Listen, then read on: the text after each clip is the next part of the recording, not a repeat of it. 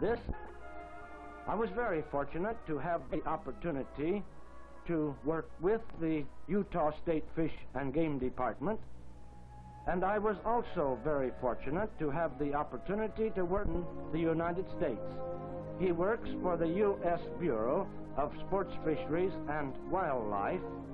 A number of years ago, he was assigned to the state of Utah to conduct an exhaustive mule deer study in cooperation, of course, with the Utah State Fish and Game Department.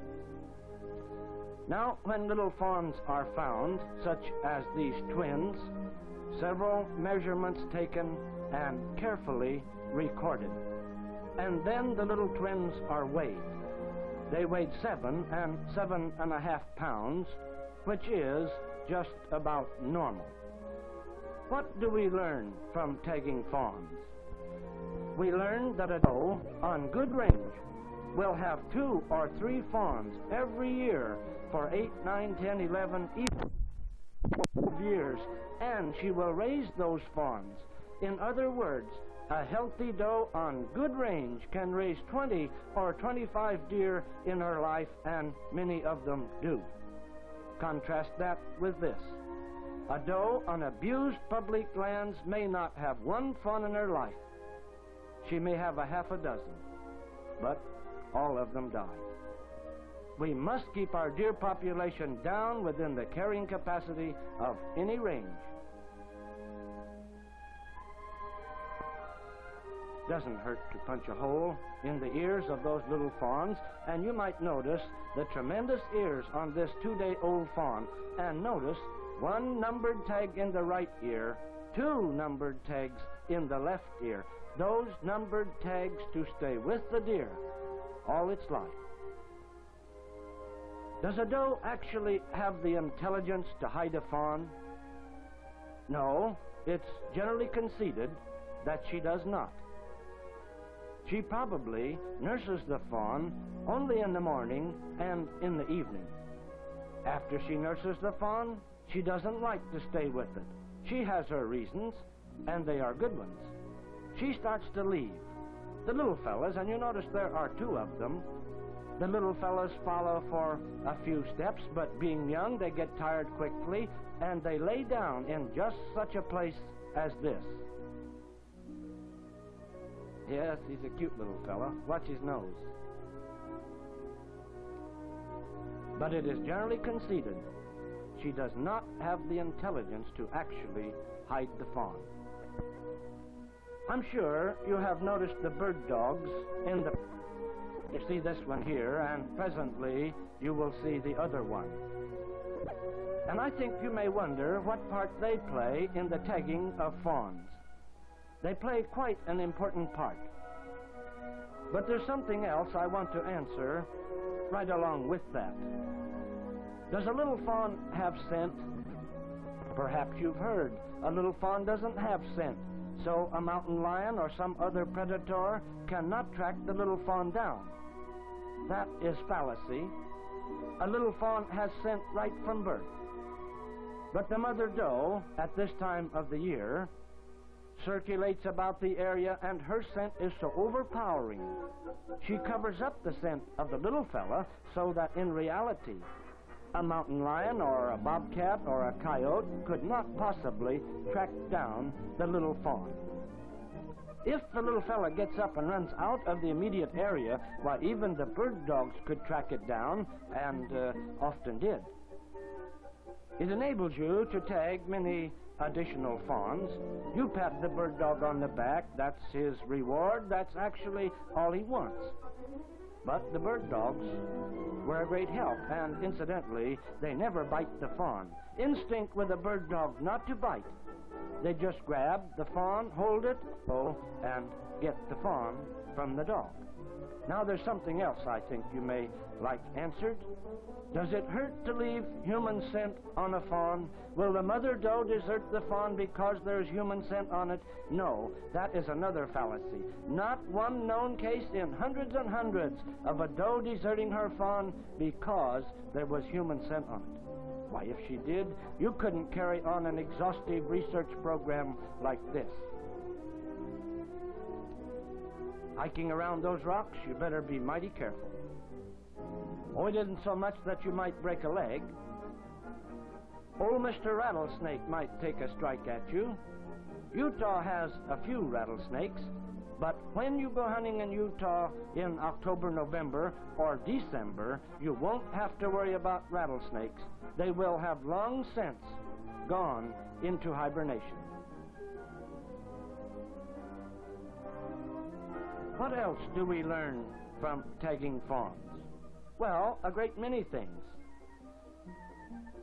At what age are most deer harvested by man?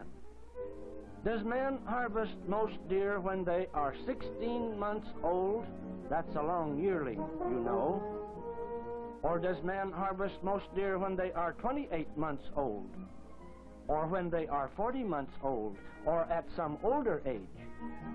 We must know if man is going to manage our deer intelligently. What percent of the deer born are actually harvested by man? Does man harvest 10% of the deer born? Yes, in every western and Rocky Mountain state but one. Does man harvest 20% of the deer born? Yes, in every western and Rocky Mountain state but 4. Does man harvest 30% of the deer born? No, he does not, and it is a disgrace. Nature still harvests more than 70% of all the deer born. Of course, the goal toward which man works is that man should harvest our deer, not nature. Well, how far does a mule deer migrate? The records show that the average mule deer is content to settle down and live right where he was born. The normal migration is from the high country where the deer spends the summer to the low country where it spends the winter. There are some notable exceptions, however. Most fawns are born around June 13th to 15th. Some does have their fawns as early as the 1st of May. Well, it is 6 weeks later now. The fawns are much larger. This man has a little instrument with which you can imitate a fawn perfectly. Sometimes you call up a fawn, sometimes an old doe, sometimes a big old buck, and sometimes something else. Down out of the Gamble Oaks comes a fawn. Remember, the doe probably nurses her fawn only in the morning and in the evening. During the day, she has to rest. She has to eat. She doesn't like to stay with the fawn. There are predators, and up from the benches and ledges came an old mountain lion. We could only assume he was an old boy, perhaps with worn-down teeth, perhaps too old to chase down the fleet-footed deer. After all, a mountain lion is a nocturnal animal, seldom seen out in the daytime. Well, we quit calling. The little fawn doesn't know where to go now. He wanders around rather aimlessly. We didn't have a rifle. Of course, the records show there isn't one chance in 100 million that a mountain lion would ever attack a human. I was so surprised. We just, well, finally I came to my senses. I whistled. The mountain lion saw us instantly, and he took off just as instantly. Utah has quite a number of mountain lions, even though you seldom see one. Well, time passes along, and already it's the first day of August. And we are up at about 10,500 feet elevation. Yes, the flowers are in bloom. It's a beautiful, a glorious day. You know, a person doesn't have to be entertained on such a beautiful day out in the mountains. You just let nature do the entertaining, and nature can do a wonderful, wonderful job. Many of you folks have been out at 10 or 11,000 feet on a beautiful August day. You remember the grass was 4 feet high, the flowers were 4 feet high and blooming, the birds were singing off in the forest. But look at this. the most disgraceful abuse of public lands I've ever seen in my life. Watch the dust fly up as the Jeep rolls along. What was once a beautiful alpine meadow, the result of too much livestock and too many deer. My ecologist friend and I traveled along for several miles. Finally, he said to me, "How would you like to see 400 or 500 bucks this afternoon?" Well, I couldn't remember ever seeing 50 bucks on an August afternoon. He said, "No, I'm not kidding you." I said, "Well, if that's a possibility, let's work out to a point where I can look around in 4 or 5 directions. I want pictures, you know." He said, "Yes, I understand."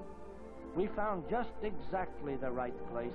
I could see in 4 or 5 directions. We quickly built a little blind, just a makeshift affair behind which I could hide. And then we put a deodorant on ourselves. This is essence of pine. When we got through, we smelled just like a couple of young pine trees. Oh, I know it's amusing, but let me tell you, you old deer hunters, remember this fall before you go hunting, you go to a drugstore, get some essence of pine or essence of cedar. Put it all over your outer clothing. If you can eliminate human scent, you've gone a long way toward successfully stalking deer, elk, moose, bear, or any of our other animals. My ecologist friend, and you know an ecologist in this case, one who studies the deer and their relationship to their environment. He said, "I've just got too much work to do to stay with you." He said, "I'll see you about 8 o'clock. Now, on an August day, it gets dark about 8 o'clock. I watched him as he departed, and then I got behind my little blind. I sat down on a rock. 3:30 came, 4 o'clock came. I hadn't seen one deer. The deer flies began to eat me up. I tell you, I didn't think I could stand it. 4:30, no deer. 5 o'clock, no deer. I hadn't seen a deer at 5 o'clock. I began to wonder. And then the first bunch of bucks came out of the big aspen and firs. Yes, every place I looked, just at the same time, the deer began to come out of those big aspen and firs. And then I saw a big bunch of bucks go running out across a meadow. Bucks, bucks, bucks, bucks, bucks, bucks, bucks, bucks, bucks, every place I looked. Believe you me, I wasn't making a false movement. I knew if I alarmed just one of those deer, it would in turn alarm all of the others. I watched those deer. More and more came. In the next 2 hours and a half, I saw 459 bucks. Only 15 or 20 does, but that is perfectly understandable at this time of the year. The does are some 1,500 feet lower down in elevation, raising their fawns. Now, there's a story behind these deer. 100 years ago, Utah had practically no deer. But by 1934, the deer population was tremendous, and the Utah State Fish and Game Department went to the public. They said, "We've got to harvest more deer. We've got to harvest antlerless deer along with our bucks." The uninformed public was up in arms. They said, "Oh, kill our precious mother deer. Kill our precious mother deer. Why, you'll have just one more hunting season." Fortunately, the mountain lion population was building up. Maybe it was a blessing, even though it were in disguise. Well, somehow the Utah Game Department won out. They had their first either-sex hunt in 1934. They've had either-sex hunts every year since, and you folks be the judge whether or not Utah has killed off all their deer. No, they have not. Utah game managers, and Utah has some of the best. They have determined that a mule deer is a browser. 77% of a mule deer's diet is coarse browse plants. 20% of a mule deer's diet, weeds and forbs. Only 3% of a mule deer's diet is grass. A mule deer does not have the stomach processes with which to digest grass unless that grass is mixed with coarse browse food.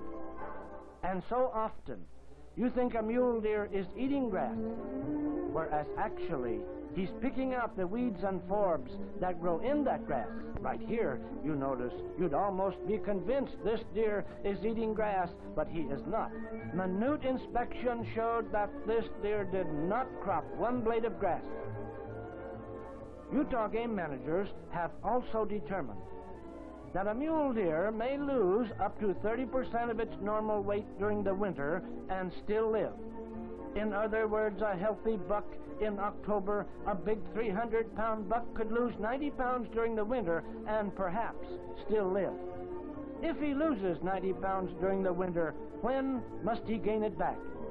He must gain it back in June, July, August, September, and October. He gains it back at the rate of a half a pound to a pound a day. This is August. No doubt you've noticed some of these deer are so skinny. It's pitiful. These deer are so skinny they just cannot come back. This is already August. There's scarcely any browse here.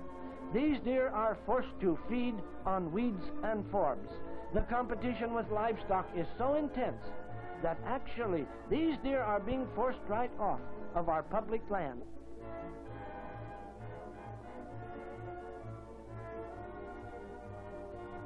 Many times we hear sentimentalists say, "Don't kill those beautiful, those innocent-looking deer." But those people just do not realize that a deer has to eat. And a deer is selective. He eats only certain foods.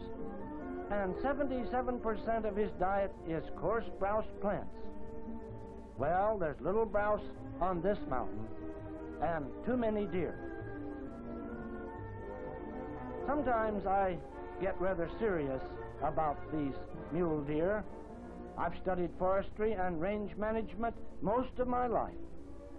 And as I watched these bucks, I could not help but think, what if a bad winter came? A bad winter would take 95% of these deer.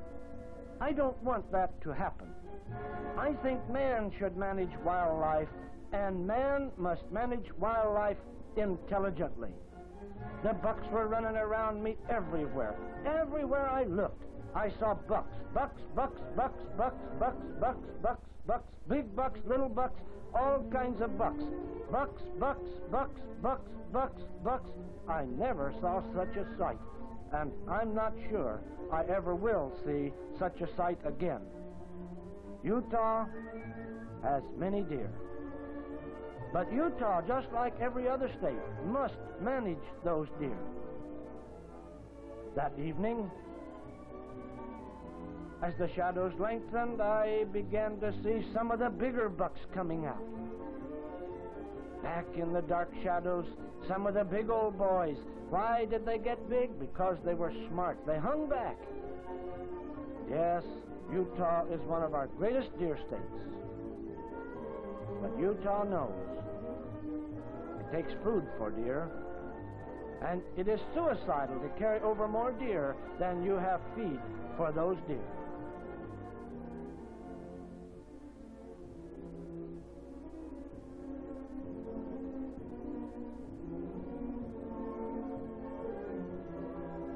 In 1934, not only was the Utah Game Department alarmed, the Forest Service was also alarmed. They saw that great changes were taking place. They wanted to know the effect of man's abuse of public lands by too much livestock and too many deer. They built a number of high enclosures. These enclosures 8 and 8.5 feet high. As the sign says, closed to all grazing, which means the deer and the livestock have been kept out. And I want you folks to notice this beautiful lush stand of aspen. Every one of those young aspen trees grown up since 1934. You can rarely find a young aspen or a young fir within 15 miles of this enclosure. The deer and the livestock have eaten them back. Look at this beautiful lush stand of aspen. I again call it to your attention because I want to show you what is outside. You wouldn't believe that too much livestock and too many deer could make such a change. This is inside. But look, this is outside. Now you see a low fence there, as the sign says, permits deer use. Deer can jump over that low fence. Now I just want to show you the effect of too many deer. Again, you see that lush stand of aspen inside the high fence. Oh, you see some big aspen trees in the distance. Those trees are 40, 50, or 60 years old. They grew up before the deer population got so great. The bark is eaten off of many of those aspen. You see some vegetation here, and you think, oh, those deer can't be too hungry. Most of this lupine and fireweed, very unpalatable and not nutritious. This young fir tree, according to the district ranger, this fir tree should have been 17 or 18 feet high. Judging from other fir trees just 50 feet away inside the high enclosure. But the deer have eaten it back so badly, it hasn't a chance. There's nothing here for a deer to eat. And still, so many people say the game department's killed off all the deer. The district ranger brings an aspen root from within the forest. The aspen has the property of throwing up shoots. You see them there. But before those shoots get 6 inches high, the deer eat them back. It's a fact. You can rarely find a young aspen on a young fir tree in 15 miles. What would happen in 50 years? What would happen in 25 years? Why, you would lose all your vegetative cover. You'd have accelerated erosion. You wouldn't have a public lands that could support even one cow or one deer. Man has no alternative except to manage our public lands and manage them for the greatest good of the greatest number of people. Our public lands are not for one use. They are for multiple use. Well, Utah's had a colorful history, if not somewhat tragic. 100 years ago, Utah had practically no deer. The great mountain ranges were covered with conifers, and beneath those spreading conifers grew no browse. Our great valleys covered with grass that was 4 feet high. Here, you see a bulldozer pushing the juniper trees over, part of a mammoth revegetation program to reestablish browse on critical winter range in Utah. But 100 years ago, according to the best historical records, there were very few trees in this valley. The grass was 4 feet high. The cattle and the sheep came by the countless hundreds of thousands. In 10 years, most of the grass was gone. In 20 years, the grass and the precious grass roots were gone. Utah was going back to a Sahara. Have you ever read Dr. Cotham's Is Utah Sahara Bound? Well, the grass was gone. Then the browse came. And when the browse came, deer started drifting in. The deer multiplied rapidly. The does had 2 fawns and raised them. The deer population just exploded. But there's a sad story. Browse was going. The grass was gone. Livestock had no grass to eat. Livestock began feeding on the browse. Both the deer and the livestock had to use the browse, and soon the browse was almost gone. Yes, critical years were ahead. Deer died by the thousands, and the people said, oh, the game department's killed off all the deer. That wasn't the answer. The browse was gone. There was nothing left for a deer to eat. These men are gathering bitterbrush seed. Bitterbrush is a preferred browse plant for deer. They will plant 1 row of bitterbrush seed and an adjacent row of crested and intermediate wheatgrass. The grass seed comes up first, establishes a root system which holds the soil and the moisture. The bitterbrush comes along more slowly. Why does the Utah State Fish and Game Department plant the grass? They plant the grass, hoping that livestock will eat the grass and leave the browse alone, leave the browse for the deer. And I'm sure you cannot help but notice this junky machinery. And you say, why don't they throw it in the ditch? Well, it's got U.S. government written all over it. This is a joint program. A joint program between the United States Department of Agriculture and the Utah State Fish and Game Department. For 14 years, devoted men, not with much money, but men who had vision. The taxonomist, the agronomist, the biologist, the ecologist, all working to find out how to grow more browse in a hot, arid state like Utah. It took much experimentation. Years went into this project.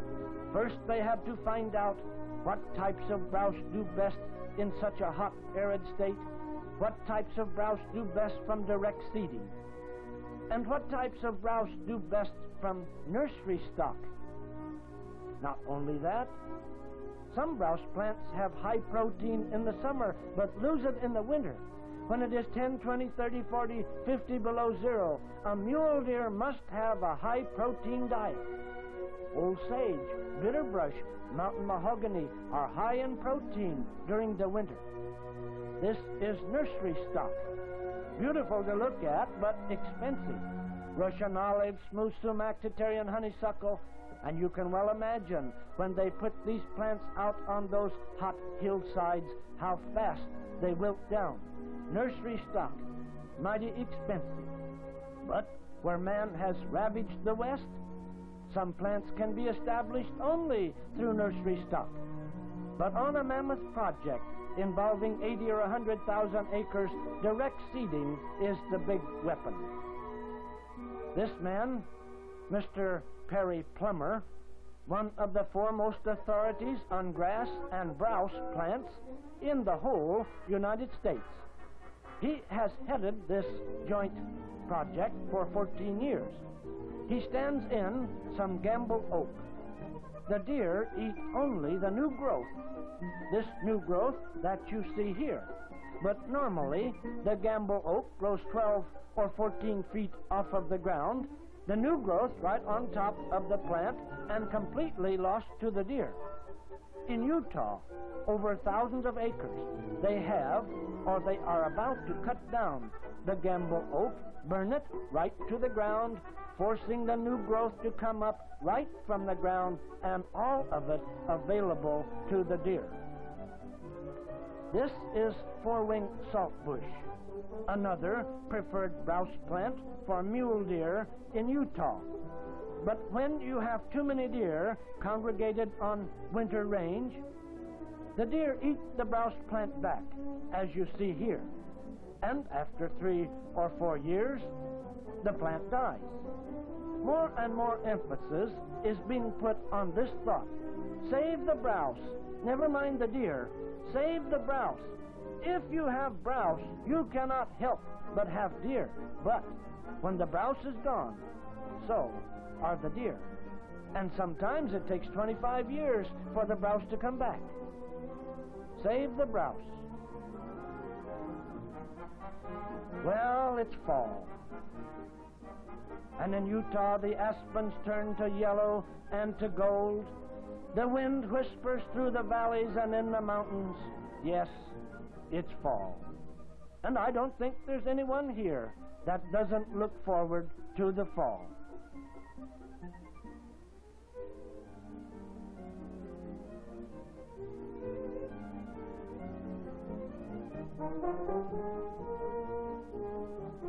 And now I want to take you folks down to the Santa Clara Big Game Checking Station, southwestern Utah, only 7½ hours by automobile from Los Angeles. California hunters are checking in by the thousands. And I want you folks to notice the personnel of the Utah State Fish and Game Department. They welcome the non-resident hunter. They welcome him with a smile. Now, this is a 24-hour checking station opened up 5 days before the regular October season. The Utah Game Department checks the hunters in, and they check them out, that they may gain much-needed information. Utah knows that the non-residents pay a great proportion of their expenses. Last year in Utah, 18,000 non-resident hunters paid directly into the Utah Game Department $733,000, whereas all of the residents combined paid in only $624,000. So you see, the non-residents are paying 56% of the bill. And don't ever think the non-residents are killing all the deer in Utah. Last year, only 12% of the total hunters were non-residents. The hunters come by night, they come by day, they come by the thousands.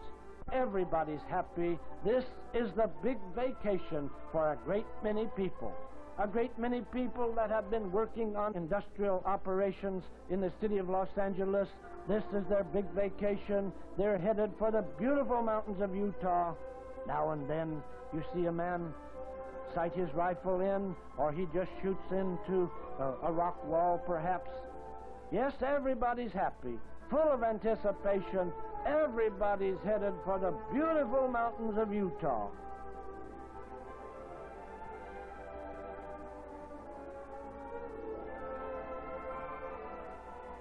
There's a story behind so many of those California hunters coming through that one checking station.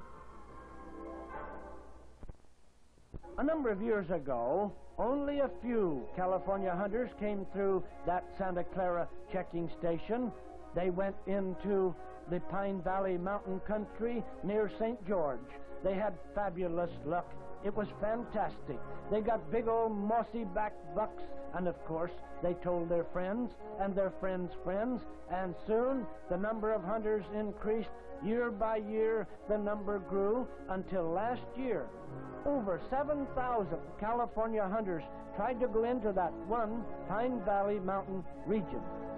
Now the Utah Game Department knows it isn't good game management to let all of those California hunters go into that one area when they have so many other areas with surpluses of deer. Those two Game Department men got in that Cessna 180. They're going to fly over that Pine Valley Mountain region. No thought in the world of apprehending anybody. Their sole thought, help the hunter. They were so nice to me in Utah. They came back, picked me up. They knew I wanted to see this country, and I'm happy that I can show you folks typical grouse country, southwestern Utah. This is at an elevation of 5,000 or 6,000 feet. Higher up, at 8, 9, 10, 11,000 feet, you find the conifers, mostly firs and pine.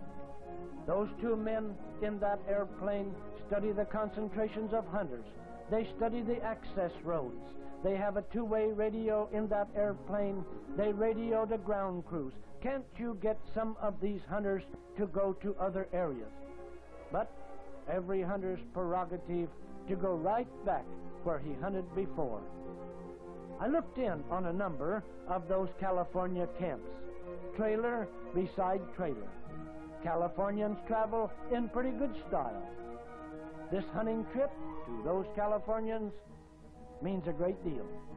One Californian told me he spent $8,800 on this 2 weeks hunting trip. You see a few horses in the background, but the records in Utah show that 98% of the hunting is not done with horses. 98% of the hunting is done by people just like you and me. We drive out along some access road, we put up our camp, and we hunt right from the camp. You do not need horses in Utah. Well, the first day of the season, I heard such a bombardment, bang, bang, bang, bang, bang, bang, everywhere. The hunters were having fabulous luck. And then the second day of the season, we had a terrific downpour, and California hunters started checking out of the mountains by the hundreds. Yes, you might even say by the thousands. Now, these hunters were allowed 2 deer if they applied for special licenses. They had 2 deer, all right, but you know, we hunters are so much alike. One of those deer has to be antlerless or a doe. The does are inside the cars and trucks, the big old bucks just accidentally hanging out the back end. Say, I want to ask you a question. Does a 1-year-old buck have 1 point on each side? Does a 2-year-old buck have 2 points on each side? Does a 4-year-old buck have 4 points on each side? Is this buck 4 years old or 1 year old? Let's go back to the Oak Creek study area where we tagged the fawns. I want you to look at these bucks, every one of them 16 months old. Every one has a tag in his ear. What do the records show? The records show that on good range, does will have 2 fawns and raise them. On good range, not abused by too much livestock, the deer grow tremendously the first year. 62% of these bucks have 2 points on each side and large antlers. 14% have 3, 4, and 5 points on each side, and yet they are just 16 months old. Research is taking the guesswork out of game management. Research and only research can show the they are used for comparative study. The jaw in the background, quite badly worn down, from a tagged deer 8 years old. The jaw in the foreground, not worn down at all, from a tagged deer only 4 years old. In the last 15 years, Utah has made great progress in deer management. Utah has had an either-sex law every year since 1934. Some of the big sporting goods stores in Utah have fabulous contests. Last year, Ziniks Sporting Goods store in Salt Lake City offered a 1958 Edsel sedan to the hunter that brought in the mule deer with the greatest spread of antlers. All of these antler spreads more than 42 inches. And last year, in this one contest alone, there were 10 heads brought in 42-inch spreads or greater. A yardstick, yes, fella, you just as well throw it down. It takes a 4-foot stick for all of these big heads. This head, 44 inches plus. Utah grows some tremendous mule deer, and it is the goal of every hunter, myself included, to bag one of these handsome big bucks.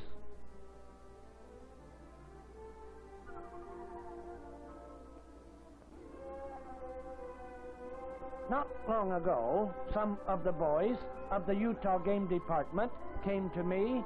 They said, "You've been working pretty hard on this mule deer picture, but we have some special hunts going on out in southeastern and northeastern Utah, and we want you to include some of those in this picture." They said, "We'll get our work done, and perhaps we'll have a little time to hunt." Well, that sounded pretty good to me. It's December, the days are short. I excused myself. This is out in Daggett County. I wanted to look around before the sun went down. In the next 45 minutes, I saw 75 deer. Now, that needs explanation. These deer spend their summers in the high Uinta Mountains. And then, during the regular October season, chances are these deer do not even see a hunter, or certainly very few. The deep November snows come, the December snows drive these deer down onto winter range. Once these deer are down on winter range, which is at an elevation of 6,000 or 7,000 feet, the biologists are out in number. The range management experts study the deer concentrations, they study the browse. More specifically, they study the browse. How much browse is there? How many deer will the browse support? This is the Daggett hunt, a 5-day special notice hunt, but the Utah Game Department waits until these deer are down on winter range before they announce the 5-day special notice hunts. They announce it on radio, on television, and in the newspapers. In this Daggett hunt, there were 800 permits issued. First come, first served.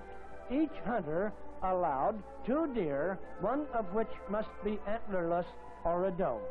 A little ways west, in the Rock Creek, Farm Creek area, another 5-day special notice hunt. Each hunter allowed 2 deer, one of which must be antlerless or a doe. What has Utah learned?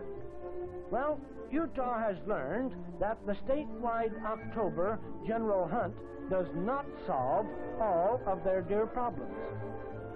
Utah has learned it is advisable to divide the state into small units, and they have gone ahead and divided their state into 62 herd units. More and more special hunts will be conducted. Why? Because the statewide general hunt harvests too many deer close to your centers of population, and there is no inducement to get hunters to go into the Daggett, the Monticello, the Brook Cliffs, the Rock Creek, Farm Creek area, the Venequin, many other areas far from the cities where Utah has huge populations of deer which must be harvested. Utah knows man must harvest those deer. This little buck came walking up to me, but I was looking for a big old buck. I didn't have much interest in him. After he walked on by, I began to inspect the deer trails everywhere, and some big old buck tracks too. I was stooped over looking at a buck track when I should have been looking for the fellow that made it, and all of a sudden I heard a noise behind me. He took off. He ran out through the trees. I didn't even have a chance to get my rifle up. I never have any luck. Well, the biologists are out. This man studies the range. The man in the picture has been on this range for 11 years, a trained field man. He told me, when I first came out on this range, the bitter brush was higher than my head and well crowned out. But the competition with livestock and deer has been so intense. Now, most of the bitter brush is gone. On actual plot tests, more than 50% of the bitter brush has died. Many of the remaining plants in critical condition. He says we have no alternative except to offer special hunts, and we know that these deer must be harvested. If we do not harvest these deer, what will happen?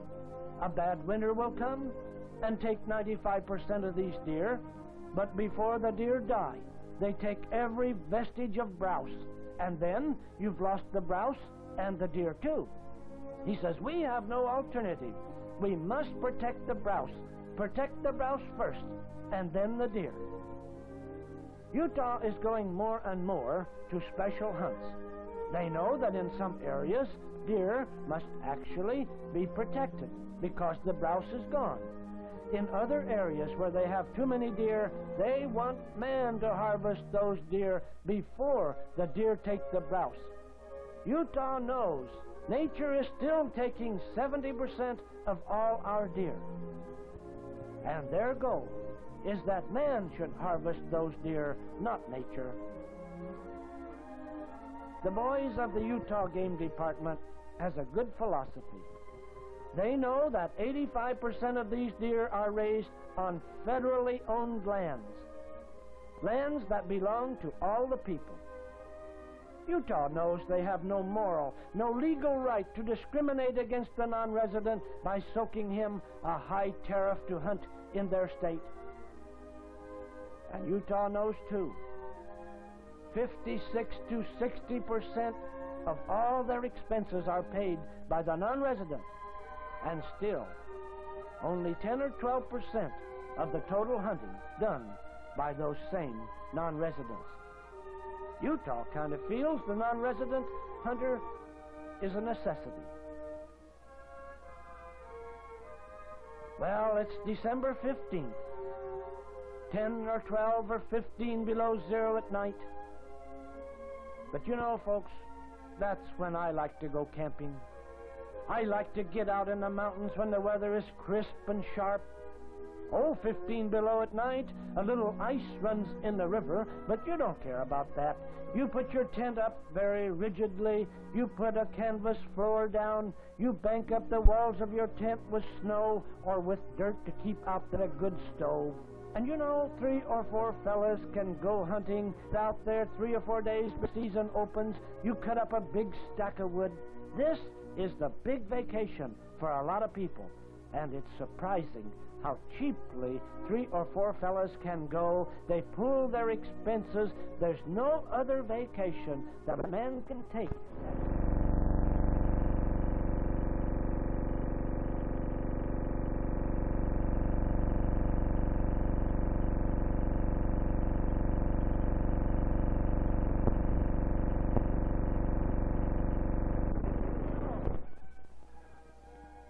Doesn't hurt a thing. Well, deer management, and Utah has made great progress. One thing Utah has learned, a deer has to eat. And there's only so much food. It is suicidal to carry over more deer than you have food for those deer. Research, and only research, can take the guesswork out of game management. It is no time for sentimentalism. We must get down to facts. Today, deer management is a science. We have learned that deer is a crop, and there is an annual harvest you have got to take. Man has no alternative other than to manage deer intelligently. I do not want you folks to hold the Utah State Fish and Game Department responsible for anything I have said in bringing to you this deer picture. My thoughts are my own. At the same time, I do not want to take anything away from the Utah State Fish and Game Department. I'm convinced it is one of the best in the nation. Utah's deer are in good hands.